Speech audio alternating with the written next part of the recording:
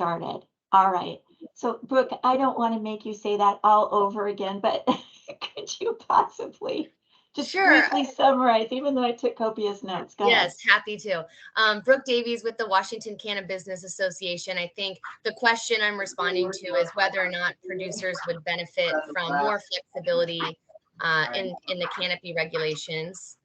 And I stated that although we don't have a firm position on which way we should go, we've had a lot of conversations within our producer council about canopy. And there's alignment in some areas, there's some disagreement in some areas. We're still working through it, but I think it would be fair to say that they would benefit from some more flexibility. Obviously, there's different sizes of grows, different mediums of grow, outdoor and indoor, they're all different. And then at the key of that, I think we all agree that consistency is important so that they can plan for the future. You know, some folks have bought buildings with plans to grow out over a number of years, and it's important that they know how canopy will be measured, and especially important to our outdoor growers that only harvest once or twice a year. We've also talked about things, you know, if there's a certain area where people are doing R&D research, maybe on a certain strain or something that they're not intending to grow and sell, they're just doing some research, maybe that doesn't count towards canopy. All different ideas that our membership has talked about within our producer council just to get the discussion going. Great, thank you, and thank you for saying that twice. I really appreciate it. All right, others.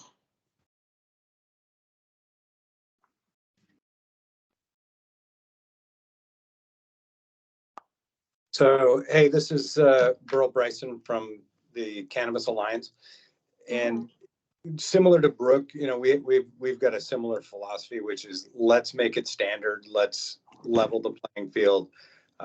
There's definitely disparity within the current system based on individual EOs making calls and not having a set policy, you know, across the board. It's difficult to advocate for more canopy right now when we are in a state of overproduction, but simply creating a standardization that everybody can rely on, I think would be critical going forward. Okay. I think that's a common theme that we've heard, Burl. Thanks for that. So I'm hearing standardization, I'm hearing consistency, I'm hearing reduced disparities. Yes. All right, I'm going to start calling on people. Let's see. Adam, how about you? Yeah, I would kind of reiterate what both of them said, but basically, I'm a tier 1 producer, and so any regulations made are going to impact people on different levels and in different ways, and if people are growing differently, whether it's outdoor 2 cycles per year, indoor constant cycles, everything like that is affected, whether it's a canopy count or a maximum production limit. Depending what it looks like, it's gonna either hurt or help producers. And so, yeah, as far as kind of like the last regulations that came out in April, like the walkway things, I know that drove a lot of people nuts, just because you want to most places are trying to maximize their canopy in general, and once you start saying a walkway is considered a canopy, then that's going to make people want to reduce their walkways, which infringes on safety of employees and overall work efficiency and environment. So things like that, I think, are definitely a detriment, because it's under the definition of canopy that you all have already written. It's not used for growing plants, and so the walkway thing was a big sticking point with me, because it's obviously fallow land. It's not going to be counted, and to try to count that is just going to make people push the limits there and make work environments not as comfortable. And so, yeah, we're from my perspective, yeah, we're just looking at something we can get set in stone and go forward with, um, and yeah, not have to be jostled around. So it sounds like you'd like to see some regulatory stability too. That's what I think I'm hearing you say. Of course, yeah. Yeah. And the other thing I wanted to ask you, now let me see if I can go back to it. When you said rules that changed in April, are you talking about the enforcement bulletin that went out? Because Yeah, I just wanted to yeah. confirm I'm sorry, that. Okay. wasn't No, rules. that's all right. But I was affected weirdly by that because we moved to a new location and had done a alteration request right at that time. And then we were over canopy, even though my actual canopy was under canopy because we had walkways between greenhouses. I see. So we ended up having to move our greenhouses all far apart, and then made it very, very pain for watering and irrigation, and then they renounced them. And we went, oh. Okay, so yeah, it sounds like you went in thinking one thing was what you were supposed to be doing, and it turned out it was something completely different. That's what I think I'm hearing you say. Yep. And So then that's what after I'm we hearing. Yeah. after we did that thing, then it was renounced too. So we're back to kind of the old rules, which was fine. Okay. Hey, Kathy, just really Yeah. quickly, I know I've already talked, but Adam brings up a good point as a tier one. We heard from our tier one members. I think you remember the LCB recently adopted a rule in the last year or two to allow tier ones to increase their canopy. By And so we 2000. had at least one or two tier one members that had plans to increase their canopy because of the new rule change, which I know that was the intention of the board, to allow the smallest tier to be able to grow more to support their business. But then when the new interpretation of canopy came out and aisleways were included, they actually couldn't add anything at all. They were, like, as Adam said, they were already to their new canopy, so they didn't get to increase it at all. So I think it's important to keep in mind that things like that will affect the smallest tier the most. And then also in measuring walkways and aisleways, however folks want to define them, another thing that we had brought up by our outdoor growers is that depending on when you come during the harvest, it may look different, right? Because when the plants go into the ground, you measure a certain distance between the plants. And then when they're more mature, they look closer together because they're growing bigger. So just also something to keep in mind as we work through this. All right. Thanks very much for that, Brooke. Greg, so we've got a Greg with 1 G and we've got a Greg with 2 Gs. And I'm wondering if the Greg with 2 Gs. Yes, please, sir. I think you're muted. Okay, I hear everybody talking about canopy, and I understand. My perspective is, canopy has been an issue.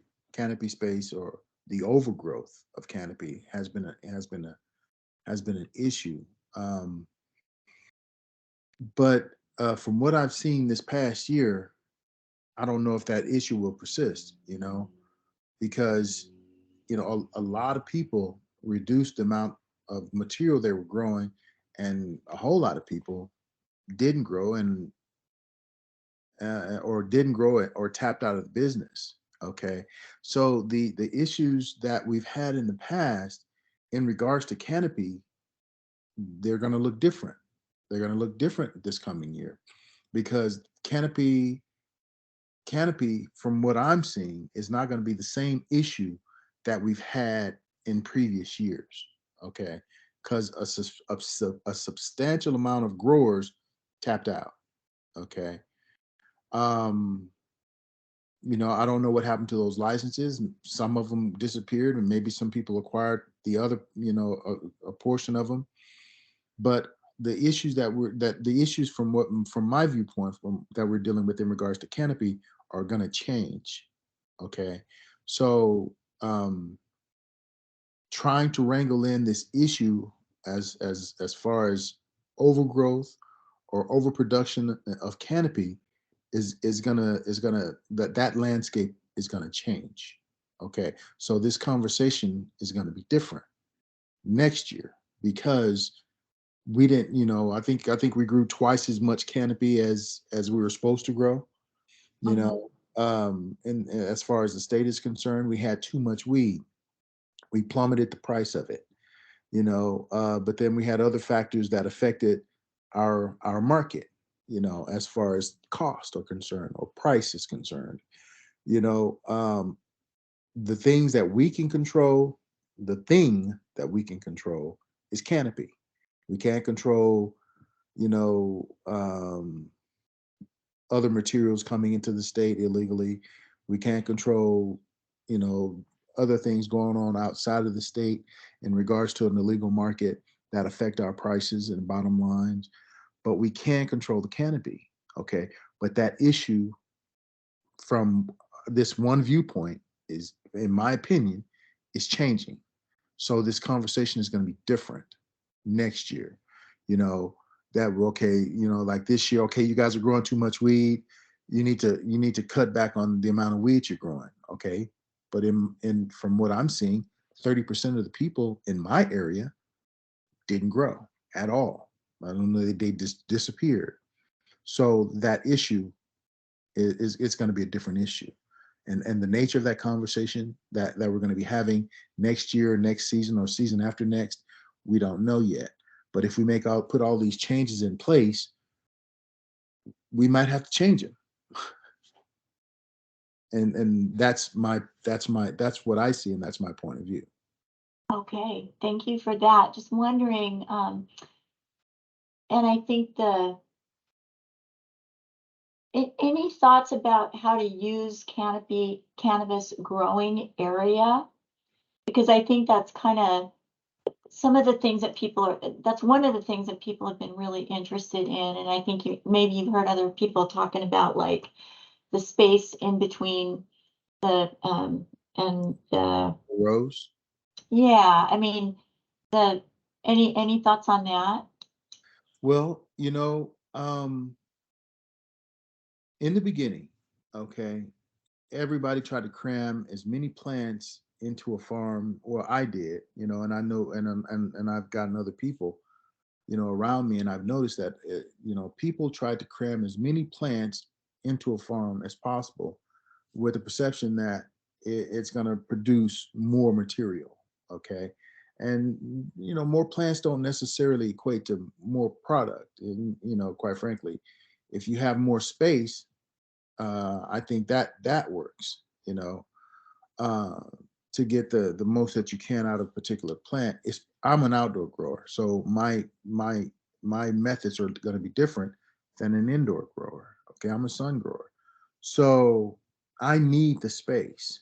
Okay, I want the space, but then I also want the spacing between the plants, and then I need the rows because I need to make my plants healthy, to keep my plants healthy. So I need the space. But then,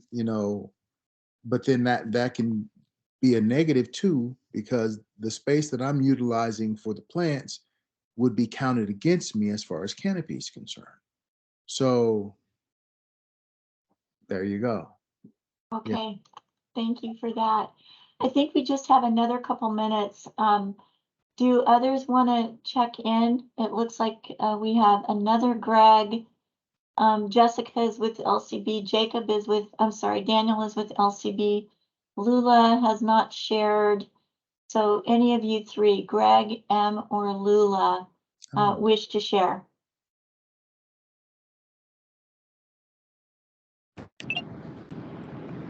Hi, this is Greg. I'm driving, so I Okay, hi, Greg. but really, I think anything that we can do to reduce the amount of micromanaging by the state is going to be a plus.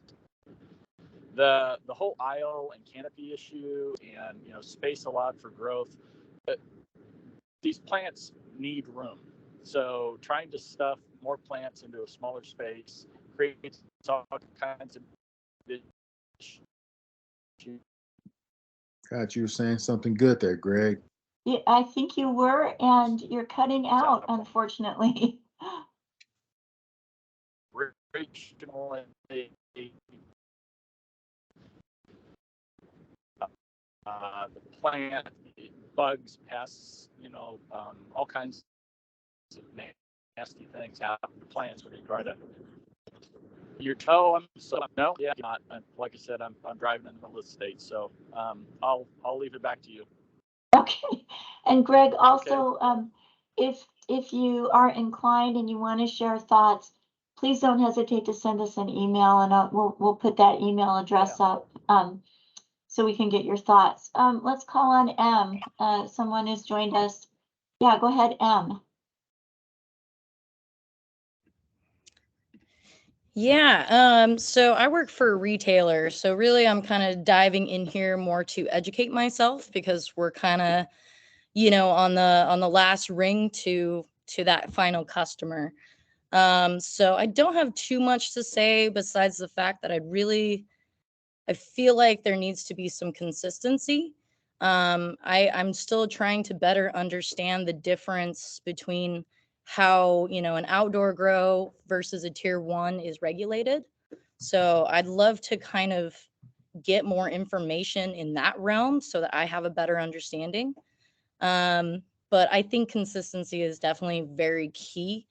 I liked what Brooke said earlier. It just feels like speaking with a lot of different producer processors, a lot of our partners, it just feels like, one LCB officer says something and then the other one says something completely different.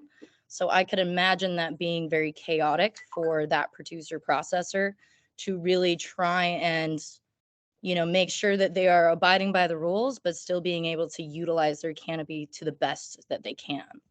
So that's kind of where I stand right now.